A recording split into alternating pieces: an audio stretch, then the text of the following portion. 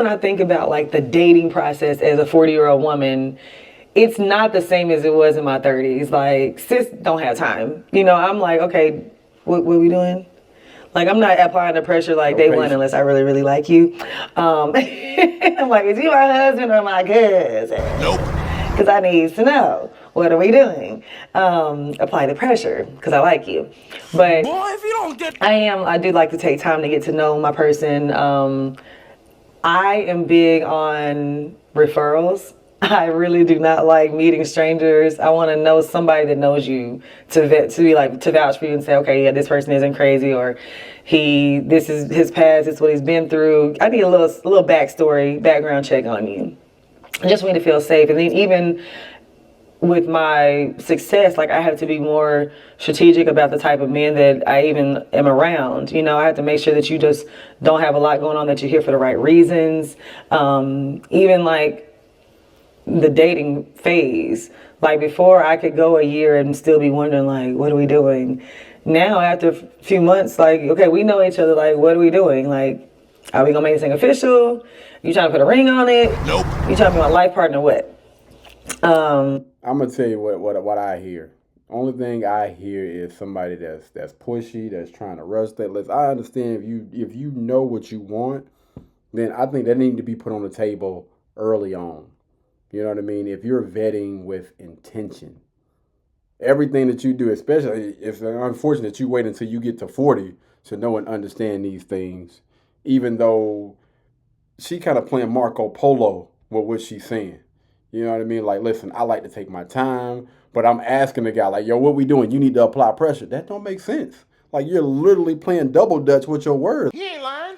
That don't add up. Like, what? No. No. And men don't believe in that, pressuring them to do anything. Because I promise you, 10 times out of 10, you're going to be sitting there by your mother-loving self. You cannot pressure a man into doing anything. If I'm going to do it, I'm going to do it because I want to, not because you want me to. But it's definitely a situation where I'm open. I used to like to stay in the house all the time. And I was like, Crystal, you're never going to find a man if you don't leave the house. But y'all, even just getting ready, putting the makeup on, doing your hair, finding an outfit, just going to shop for an outfit because you feel like I don't have nothing to wear. And then you get out there and nobody approaches you. Got him! What am I doing? My bad. I find myself coming home, I done spent $200 on a meal and drinks and still ain't got no action. Nope. What's going on? I'm still trying to figure it out. And people are like, men don't approach you. I'm like, no, nobody approaches me. I'm like, I don't know if I look like I'm mean, or some people say I'm unapproachable. Other people say, oh, you look like you already got a man. I'm like, I don't. No, it ain't that. I don't. I don't know if I need to just put a sign on back. I'm single, ready to mingle. And maybe somebody will holler. Nope.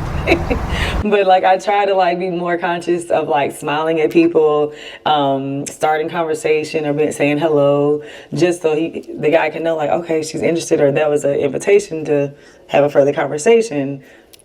But y'all don't get it. Like, I don't understand. Help me. I need somebody to respond to this and tell me what I need to do, because your girl needs help. Oh. It's funny you ask. She probably ain't gonna see this video, but hey, we can try to assist this young lady, man. I think that one of the best things that this young lady can do is she can go and seek some advice, some coaching from a feminine woman that is married, right? Stay away from them chicks that's in the streets, that's out here partying, drinking, smoking, or whatever. It's going to be a good chance that you're not going to meet Mr. Right in the club, all right? So let's start there, all right? Let's try not to find Mr. Right in the club. But before we go out there into the dating market, we got to make sure that we got us right. We got to go up under the hood and make sure we straight before we get with somebody else that probably got their ish together. You know what I mean? Probably don't work through all their childhood traumas or whatever. You're trying to meet Mr. Right, Mr. Perfect. What are you currently? It is a reason why you have reached that big age of 40 and you haven't found your person yet. So let's figure out, what is it about me that, why haven't I found the right man yet? Or why do I continue to attract the wrong type of men instead of the right type of man. Again, Mr. Right. We got to go up under the hood. You might have to, go seek a therapist or whatever, work through some of those childhood traumas. It does honestly seem like this young lady doesn't have a lot of patience. And when men are choosing women, when men are choosing wives, especially those type of guys, not here, because it don't seem like she really want to, budge on this thing. She's looking for a certain type of man with a certain type of lifestyle. So those guys are going to be a little bit more reluctant to budge on some things. Like, men are looking for a woman that's going to be nurturing. You're at the age, or she was at the age of 40, I don't know. Maybe, you might have a guy that either wants children or he already has children. And if those children are on the younger side, he's still looking for a woman that's going to be nurturing. And when I think about somebody that doesn't have patience, I wouldn't say that, man. And you have to be able to trust that man's judgment. So that's going to take a whole lot of patience. If you're not used to being under, or behind your man and support your man, it's going to be extremely hard for you to be able to transition from here to there, especially if you want to get that ring. If you want to get that ring, a lot about you is going to have to change. It's not just like, I snap my fingers and you just become a wife just overnight. If that were the case, then I think that your husband would have found you. But most guys that are probably looking at this, they're probably saying, she's nice to look at, but the more that I hear her speak, I wouldn't approach. I would honestly not approach. And it ain't got nothing to do with the looks. You got that down pat. You know what I mean? You seem like you could be a nice, genuine person, fun to hang around, all the rest of those things. But men, when they're looking for a commitment, you are an investment to that guy. And I'm looking at, can I be around this young lady long term? Is this somebody I can see myself with when I get to my 40s or my 50s, my 60s? I mean, I'm not in my 40s yet, but my 50s, my 60s, my 70s or whatever. Is this the type of young lady that I'm looking to spend the rest of my life with? Again, the biggest investment that anybody is going to make is going to be the person that they lay down with every single night. And most guys are just opting out. They're like, yeah, nah. Nice to look at. I might have fun with it, or my bad, fun with her, but I'm gonna have to cut it right there. I can't go past that, unfortunately. So I would say start there. Start working on being a little bit more feminine, a little bit more patient, and maybe get around, even, I don't know about getting around somebody's husband. If you still have your dad in your life or stepdad or whatever, especially if that's the type of guy that you're looking to marry. Again, when we start talking about character, their morals, their values, and things like that, then pay a little bit more attention. Ask questions to those men, to those guys. You work around, I'm pretty sure somebody in that industry, could probably give you some pointers. Mom, dad, like, you got to take advantage of the resources that surround you first. I mean, that's just my 2 cents. And one of the biggest things for me is being intentional. And I let people know straight out the gate. Listen, if you're not intentional, I'm in a very intentional space in my life right now. I know what I want. I know what I'm ready for. I know what I bring to the table. So when you come into this table, I need you to understand. What is that? Ain't no half-assing. Ain't no like, I'll call her when I want to call her. I'm going to carry her any kind of way. Certain times, like in my 30s, I feel like I had a little more grace, or I feel like I put up with more because I wasn't as secure in who I am. But now I'm not putting up with that. I need you to come in knowing what you want and saying, hey, I see you and I know you're a good woman. I know I need to take this serious. Even if it's just as a friendship, I need to come in here knowing that I need to get to know you. I'm not playing with you, and where it goes is where it goes. I may have even put up with like cheating. You know what I'm saying? I dealt with that, and I would forgive and be like, it's okay, because I struggled with, and I still kind of struggle with this. I'm still trying to figure this part out. How we put marital expectations on dating. So we we're not married, but I want you to be monogamous, exclusive. I want you to treat me like your wife, and I want all the rewards of a husband, and we're not married. So I had a friend of mine, she was like, I just believe that you're single until you're married. Until you're married, like, it's not under God, but we know at some point it has to be like, okay, this is the decision, this is what I'm doing. And I would put up with a lot of things because I was like, well, like, he's got to get it out of the system, and I would make excuses for him. And then I would also try to justify, well, yeah, we're not married, so technically you can do what you want to do until we get married. But at what point does a man say, you know what, I'm ready to go ahead and start practicing being a husband, because I know you're going to want me to cook, you're going to want me to clean, keep the house right, keep my body right, you're going to want me to put it down right, you're going to want me to carry myself in a certain way, and all that encompasses a wife. And I feel like that was something that I dealt with that I probably wouldn't deal with in my 40s. Something else I dealt with in my... Before she gets into another little rant, now this might be a little bit more on the controversial side. I think and I believe that a woman should always carry herself in that manner. Whether you're dating or married or not, you should not want to be out here doing dicks, jumping from pole to pole, jumping from bed to bed in every man's face. I just don't see it. I don't understand it. When you look at those type of women, more oftentimes than not, they are not the women that get the ring. They are the women that are passed from guy to guy or whatever. But those men don't take women like that serious at all. So the next thing, right? Again, this is the controversial part. I think that this young lady, depending on where you're at when you're in that industry, chances are those guys are playing the field. They got a lot of money. They got a lot of resources. They got a lot of chicks that's checking for them. And so if you are in a relationship, just my personal belief, I do believe in monogamy. You know what I mean? But here's the thing.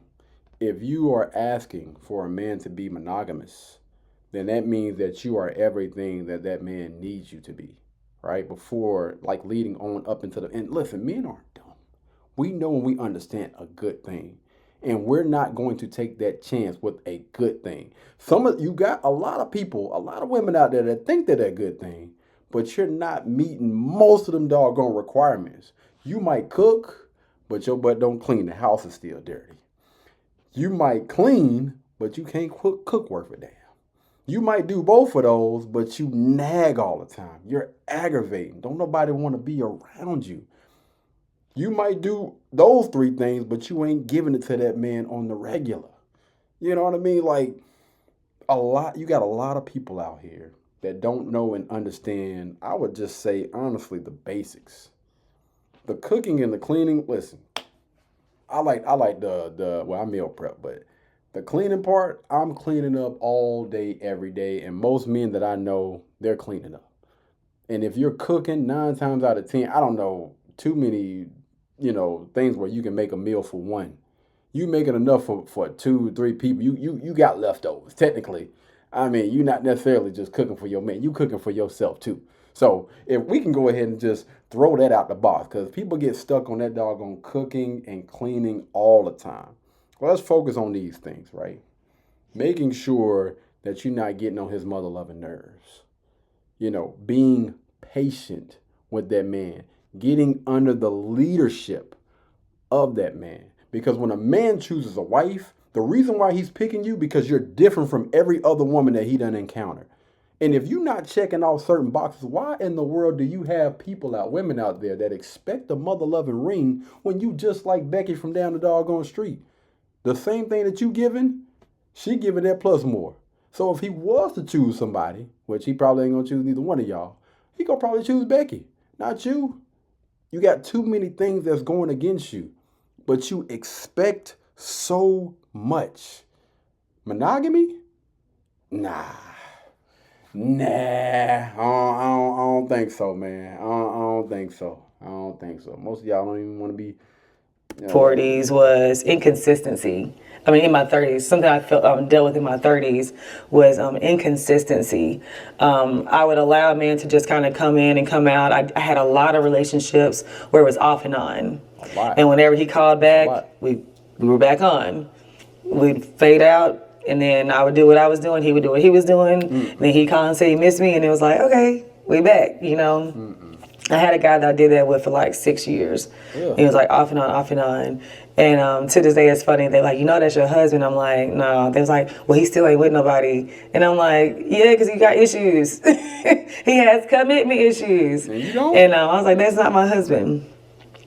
Something else that I dealt with in my 30s that I would not do now is the lying. Like, let's just say this, I put up with a lot of shit that I would not put up with now. And that's because I don't have the tolerance. I have 0 tolerance for lying, cheating, for inconsistency, for someone who, a deal breaker for me is someone who's not like a man of God, who doesn't want to go to church. Like, I need somebody that I can do everything with. I don't want to just, we go on vacations together, we go to... Including having sex before marriage? You talk about a man of God, that's boy, they love throwing that thing in there. No, good and well, they not living by the Bible. Dinner together, we go to ball games together, we do all the things together, but on Sundays, I'm the only one going to church. That ain't gonna work for me. I need somebody that's like, baby, we gonna pray together too, because we gotta keep this thing tight. And that's, for me, is like one of the biggest things. I always say, when people are like, well, what are you looking for in a man? And I always say, I want a man that has to seek God to get to me. When they see me, they're like, ooh, I can't go about the same way I done went with all these other women. I gotta go with this woman different. Lord, help me secure this, because I know if I do it, I'm gonna mess it up. I need you to seek him first before you step over here, okay? You can't make this shit up. Secondly, how he treats his mother. I want him to, like, my mother always said, watch how a man treats his mom, because that's how he's going to treat you, and it's so true. If you deserve I look at how he is around his friends, the company that he keeps, how he is when I bring my friends around, because a lot of times you can kind of tell when you bring them in different environments. You're like, okay, I see how you carry yourself. I want somebody that I can take in any room, whether we with the president of the Atlanta Hawks suite, or we are at a children's center helping some kids. Like, I want to know that I can put you in any room and you're going to adapt, and I can go to the bathroom, you're not going to embarrass me. Okay? Because some folks, you cannot leave unattended. Another thing that I look for in a man is honesty and integrity. Integrity is so important, because if you don't have that, it's just, everything else starts to crumble. The way he handles himself, takes care of his body, that's important. And I've noticed that, like, the older I get, it's less about the physical. Don't get me wrong, like, we got eyes. That's the first thing you do, is you see the person, you're like, dang, okay, what's up, daddy? And then it's like, okay, well, what else you got? You know what I'm saying, after that. But I still want to be like, okay, I see you. But I've noticed that the older I get, the less important the physical is. It's more about your spirit and your soul. And I've found, like, I've given guys who may not be worldly, like the quote unquote, like, world definition of fine, and then I get to know, and I'm like, wow, you really are fine. You may not be like what the world deems beautiful, but like, your spirit is so beautiful.